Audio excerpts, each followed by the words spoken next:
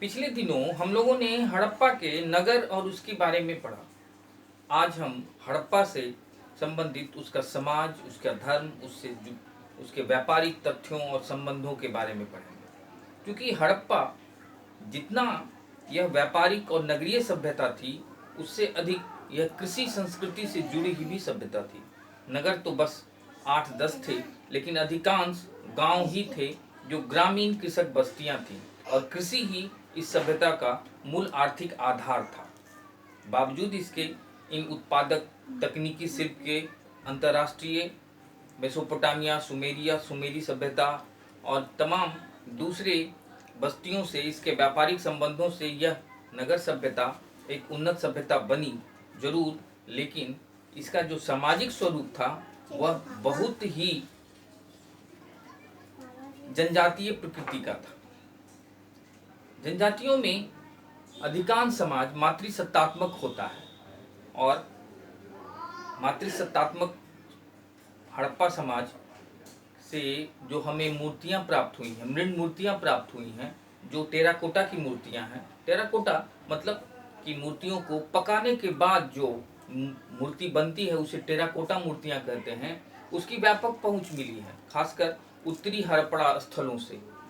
लेकिन उच्च वर्ग में यह टेराकोटा की मातृदेवी की मूर्तियां नहीं मिली हैं, और मातृदेवी की प्रस्तर मूर्ति भी नहीं मिली है। इसका मतलब है कि उच्च वर्ग में मातृदेवी की पूजा नहीं होती होगी, और निम्न वर्ग में यह पूजा व्यापक रूप से होती होगी। यहाँ दो वर्गीय समाज था, उच्च वर्ग और निम्न वर्ग।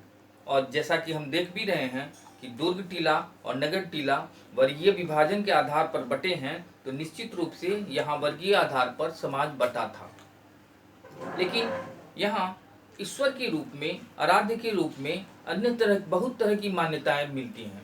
मुहरों से यह पता चलता है कि यहाँ पर आद्य शिव और उससे संबंधित विभिन्न पुजारी वर्ग के होने का भी प्रमाण है। हड़प्पा से प्राप्त एक मुहर पे स्त्री के गर्भ से पौधा निकलता हुआ मिला है, जिससे यह लगता है कि यह प्रकृति की भी पूजा करते थे, जो भूमि की उर्वरा की देवी के रूप में इसका पूजन होता होगा। लेकिन मोहनजोदड़ो के प्राप्त एक मुहर पर आदि शिव के पाने और उसके नीचे गैंडा, भैंसा, हाथी और बाघ जैसे जानवरों के चित्र होने, और नीचे उसके बाद हिरण के भी कुछ चित्र उकेरे गए पाए गए हैं। तो इससे पता चलता है यह पशुपतिनाथ आदि शिव की ही मूर्ति होगी। लेकिन शिव के महत्वपूर्ण सांड की इस मुहर पर कोई तस्वीर नहीं है। वैसे हड़प्पा में एक श्रृंगी पशु की बहुतायता से, बहुसंख्यक रूप से मुहरों पर एक श्रृंगी पशु की मूर्ति मिली है। लेकिन यह एक श्रृंगी पशु एक काल्पनिक पशु था। जिस तरह से चीन का ड्रैगन एक काल्पनिक पशु है, उसी तरह हड़प्पा के अधिकांश मृण मूर्तियों पर एक श्रृंगी पशु है। लेकिन सांड के भी, कुबरदार सांड के भी कई मुहरों पर चित्र मिले हैं, लेकिन गाय और घोड़े की कोई मृण मूर्ति या कोई भी मुहर पर चित्र नहीं मिलता है। अधिकांश मुहरें सेलखड़ी की बनी होती थी। इसके अलावा मुहरें मिट्टी और कुछ पत्थरों के भी हैं, लेकिन सेलखड़ी की ही मुहरें मिली। यहाँ लोग मनोरंजन के लिए मुख्य रूप से पासे और नृत्य गान पर ही निर्भर थे। क्रय विक्रय के लिए यहाँ कोई मुद्रा व्यवस्था नहीं थी। ये मुहरें जो थी, एक तरह से कहा जाए कि ये मुद्रा नहीं थी, ये मुहरें वास्तव में एक ब्रांड की मुहर होती थी। जो जितने भी यहाँ पर व्यापारी होते थे, सब अपना एक मुहर बनाते थे, और माल के निर्यात आयात के समय इन मुहरों का इस्तेमाल पैकिंग के समय उस बांधने के बाद उस पर गीली मिट्टी लगाते, और उस पर फिर यह मुहरें उस पर छापते कि यह उसी व्यापारी का माल है जिस पर उसकी मुहर छपी है। मुहर कोई मुद्रा नहीं थी, यहाँ कोई मुद्रा नहीं मिली है। यहाँ जो भी वस्तु खरीदी या बेची जाती थी वह विनिमय संबंधित है, वस्तु देना और वस्तु लेने के आधार पे था। यहाँ उत्पादन के लिए मूल रूप से गेहूं ही था। गेहूं, जौ और जो बाजरे, जौ, छीमी वाले फल, मटर, अलसी, तोड़ी, सरसों, ये सभी फसलें होती थी। चावल भी होता था। धान की भी भूसियाँ और कई जगह से मिली हैं, लेकिन धान के इन भूसियों से यह स्पष्ट है कि धान तो था, लेकिन जिन परिस्थितियों में इनकी इस सभ्यता का विकास हुआ था, वहाँ भौगोलिक रूप से वर्षा या सिंचाई के साधन या नमी की कमी से धान के उत्पादन को महत्वपूर्ण नहीं बना पाए थे, लेकिन अन्य उत्पादन महत्वपूर्ण थे। इसमें गेहूं और जौ महत्वपूर्ण है। और निर्यात के लिए ये मूलतः यहाँ से सूती कपड़ा ही मेसोपोटामिया सुमेरु सभ्यता को जाता था, और इमारती लकड़ी जो मांडा से आता था वो भी मेसोपोटामिया जाता था। इमारती लकड़ी और मेसोपोटामिया जाता था सूती कपड़ा, और आयात होते थे विलासिता संबंधित वस्तुएं। और कपास जो नवपाषाण युगीन व्यवस्था से भारत में ही उत्पादित शुरू हुआ, कपास से सूती कपड़ा बनना, और इसी कारण यहाँ सर्वप्रथम कपास से हम कपड़े बनाना सीखे। यूनानी इसे इसी कारण से सिंडोन, कपास को सिंडोन ही कहते रहे। तौल की इकाई 16 के गुणक के आधार पर था, और यहाँ दशमलव प्रणाली का भी इनको ज्ञान था। मोहनजोदड़ो से मुहर पर हम एक नाव के चित्र भी पाते हैं। लोथल से नाव का एक खिलौना गाड़ी भी मिला है। इससे साबित होता है कि आने जाने के लिए ये नाव का बहुत व्यापक रूप से प्रयोग करते थे, और सिंचाई साधन जो था वो नदी तंत्र से जुड़ा होने से एक व्यापक नव आवागमन के साधन भी थे। लेकिन इसके अलावा बैलगाड़ी, इक्के गाड़ी का भी यहाँ यातायात के रूप में प्रयोग होता होगा। यहाँ हम देख रहे हैं विदेशी स्रोत से जो हमें मेसोपोटामिया से जो प्राप्त हुआ है, उस वहाँ से जो मोहरें प्राप्त हुई हैं, उनकी एक मंदिर से एक जो प्रस्तर अभिलेख मिले हैं, उससे भारत के इस हड़प्पा के विभिन्न स्थलों की भी जानकारी मिलती है। उस समय सुमेरु सभ्यता का जो सारगोन शासक, उस कालीन जो एक मुहर है, उस पर मेलुहा का वर्णन है। मेलुहा हम इस हड़प्पा के विभिन्न स्थलों, मेसोपोटामिया, हड़प्पा और विभिन्न स्थलों, हड़प्पा के विभिन्न स्थलों के को ही हम मेलुहा के रूप में उन्होंने उल्लेखित किया है, और शायद इसका नाम भी मेलुहा होगा। इसके अलावा दिलमुन और मगन भी कई नाम महत्वपूर्ण है। दिलमुन ओमान को कहते थे, मगन मकरना क्षेत्र को कहते थे। पूजा के लिए यहाँ नील नाग की पूजा होती थी, पीपल की पूजा होती थी। ताबीज और स्वास्तिक के चित्र भी मिले हैं, स्वास्तिक भी मिले हैं, लेकिन मंदिर का कोई अवशेष नहीं मिला है। रोपड़ से एक कब्र में कुत्ते के साथ मालिक के साथ कुत्ते का भी दफन होना प्राप्त हुआ है, जो हमें बुर्जहोम या गुम्फा कराल जो गर्त निवास था नवपाषाण कालीन, उससे भी इसी तरह के अवशेष मिले हैं।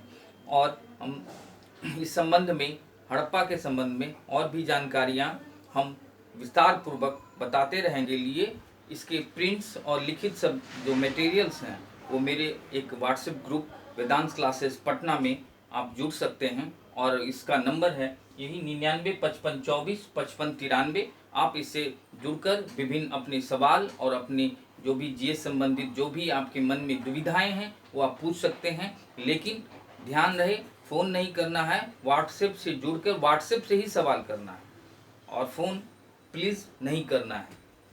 हाँ, इसके आगे हम हड़प्पा के और तथ्यों के बारे में पढ़ रहे हैं। तो लोथल तो जाना है कि वहाँ डॉकयार्ड थे, वहाँ महत्वपूर्ण डॉकयार्ड के कारण ही लोथल जाना जाता है। लेकिन इसके अलावा बालाकोट भी महत्वपूर्ण बंदरगाह था। आश्चर्यजनक है कि बनवाली जैसे कच्ची मिट्टी के जहाँ अधिकांश मकान हैं और हैं, वहाँ इस एक मकान में वाश बेसिन भी मिला है। राखीर गढ़ी जो भारत का सबसे विशालतम हड़प्पा स्थल है, वो जिंद हरियाणा में मिला है। इसके अलावा हम देख रहे हैं कि इसके जो मिट्टी के बर्तन हैं वो अधिकांशतः चाक पर बनाए गए हैं। चाक वैसे नवपाषाण कालीन से ही थे, लेकिन यहाँ के मिट्टी के बर्तन इसी काल के हैं।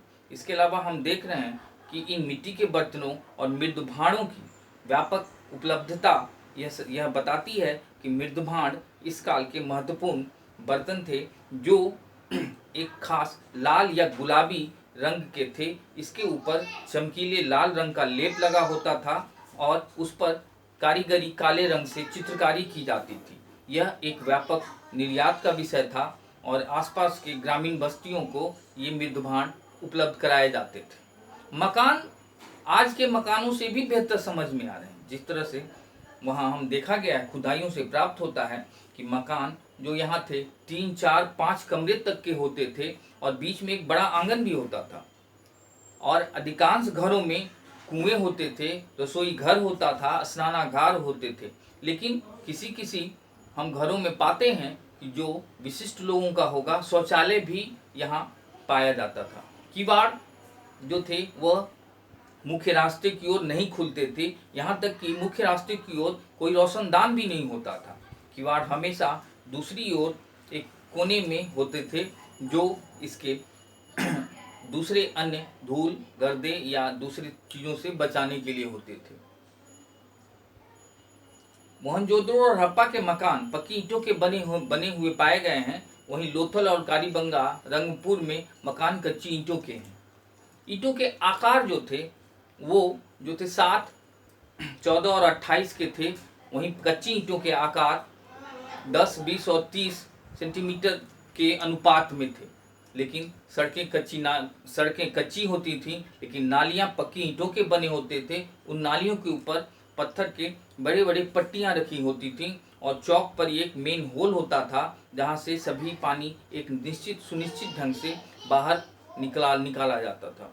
लिपि आज भी यहाँ की रहस्यपूर्ण बनी हुई है, क्योंकि अभी तक 400 प्रकार के अक्षर यहाँ मिले हैं और इनके लिखने का जो इनका जो स्वरूप था वो हमें अभी तक स्पष्ट नहीं है। लेकिन अंदाज लगता है कि ये दाएं से बाएं फिर बाएं से दाएं की ओर लिखते थे, जिसको हम बेस्टोफोडेन पद्धति या गोमुत्रिका शैली से भी जानते हैं। कुछ इतिहासकार इसे भाव चित्रात्मक शैली भी कहते हैं।